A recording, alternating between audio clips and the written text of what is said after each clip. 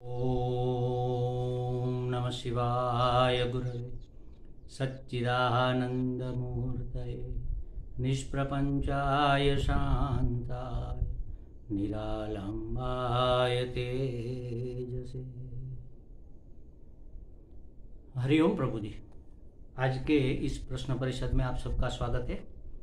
आज का प्रश्न भावनगर गुजरात से नगीन दास पिठवा जी का है।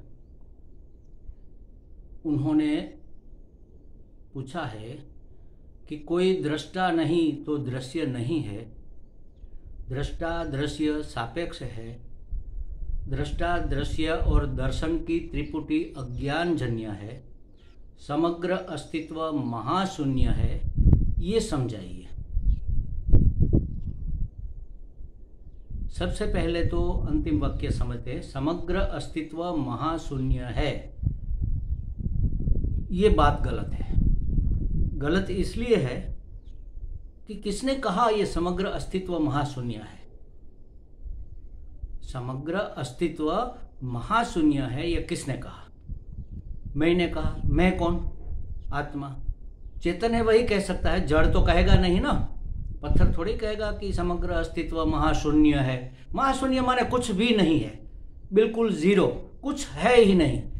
ठीक है। महाशून्य है का मतलब ये बौद्ध मत है महाशून्य वाला, वो अस्तित्ववादी, वो आस्तिकवादी नहीं है, वो नास्तिक दर्शन है। और इसलिए उन्होंने कहा कि कुछ है नहीं, जीरो, ब्लैक होल माने जीरो, कुछ है ही नहीं। ये विज्ञान वाले भी यही मानते हैं, ब्लैक होल।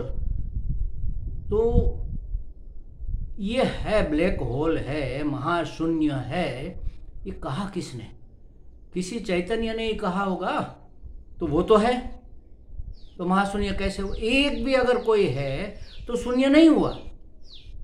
जैसे हम उदाहरण देते हैं कि हम मकान, भाड़े के मकान में रहते हैं और मकान बदल रहे हैं, सब सामान टेम्पो में भर दिया, फिर बेटे को भेजा कि बेटा देख कर आओ कुछ रह तो नहीं गया।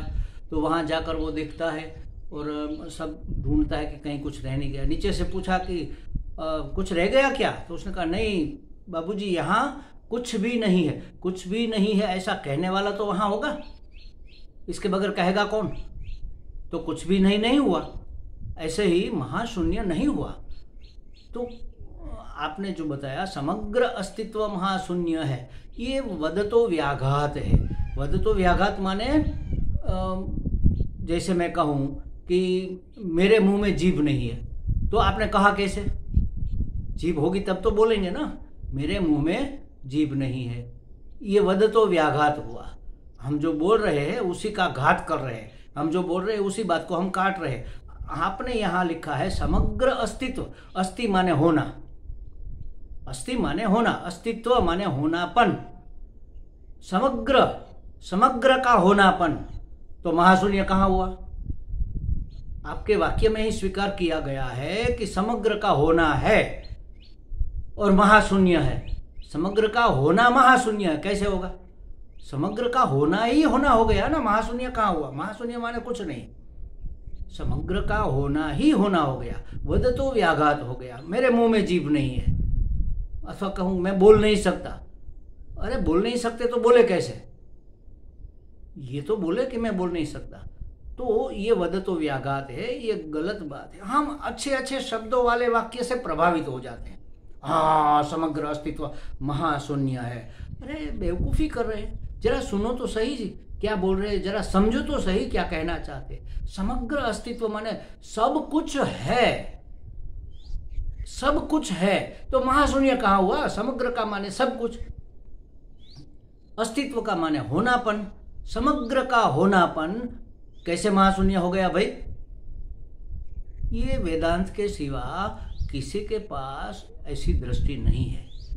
तो निष्ठ होना चाहिए किसी एक परंपरा में, किसी एक दर्शन में हमें निष्ठ होना चाहिए और उसमें ही श्रद्धा करनी चाहिए। श्रद्धा का मतलब है आदर और विश्वास के साथ उसकी प्रमाणभूतता को स्वीकार करना। इसके प्रति हमें आदर भी है, इसके प्रति विश्वास भी है कि ये जो कह रहे हैं वो सही है, और ये प्रमाणभूत है। जैसे समझो कि ये कहूँ कि ये कैसा रंग है, आप कहेंगे केसरी रंग है। कैसे कहा, तो आप कहेंगे मेरी आंखों से देखा। तो आंख कहेगी इसलिए मान लोगे? तो हाँ, क्यों? क्योंकि रूप का प्रमाण आंख है, शब्द का प्रमाण कान है।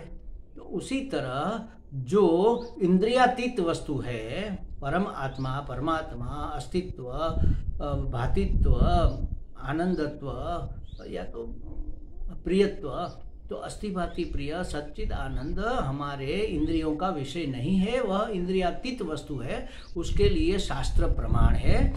शास्त्र को पढ़ने वाले, पढ़ाने वाले, समझने वाले और समझकर अनुभूत करने वाले हमारे गुरुजी प्रमाण है। तो शास्त्र गुरु वाक्येषु विश्वासः, इसका नाम है श्रद्धा। तो ऐसी श्रद्धा हमें अपनी जिस परंपरा में हम हैं, अद्वैतवादी है, द्वैतवादी है, जो भी है, उससे हमें ये भरोसा होना चाहिए कि ये हमारे कल्याण की वस्तु बनेगा, ये हमारे कल्याण का मार्ग है। तब हम कहीं और के वाक्यों से प्रभावित नहीं होंगे। सोचेंगे कि हम वास्तविकता तो ये है कि समग्र अस्तित्व है, परमात्मा है ही है, जो है सो है, जैसा है वैसा ही है, जैसे भी दिखे हमें परमात्मा ही है। तो समग्र अस्तित्व का मतलब तो यही हुआ। तो फिर महाशून्य कैसे हो गया? नहीं हो सकता। आगे आपने पूछा है, इससे आगे पहले कि कोई दृष्टा नहीं तो दृश्य नहीं। हाँ, ये बात सही है। ये सब वेदांत के वाक्य हैं। कोई दृष्टा नहीं तो दृश्य नहीं, दृश्य नहीं तो दृष्टा नहीं। अच्छा, दृष्टा नहीं है तो किसको दृश्य कहेंगे? आपने पूछा है कि दृष्टा नहीं तो दृश्य नहीं है। बिल्कुल, अगर कोई देखने वाला ही नहीं है, जैसे आपको रात में नींद आ जाती है, तो ये संसार है क्या उस समय आपके लिए? नहीं है। संसार विलुप्त हो जाता है, पूरा भरा पूरा संसार विलोप हो गया, क्योंकि आप नहीं रहे, दृष्टा नहीं रहा, तो आपके लिए दृश्य नहीं रहा। जो भी दृष्टा नहीं है, दृश्य नहीं है। और दृष्टा एक ही है वास्तव में, अभिव्यक्ति अलग अलग है। जैसे आकाश एक है और 10 घड़े यहाँ जल के भरे हुए पड़े, तो 10 में आकाश दिखेगा। सूर्य एक है, 10 में सूर्य का प्रतिबिंब गिरेगा, तो 10 सूर्य नहीं हो गए, सूर्य तो एक ही है। तो उसी तरह दृष्टा एक ही है, लेकिन अभिव्यक्त अलग अलग अंतःकरण में हो रहा है। तो जो अंतःकरण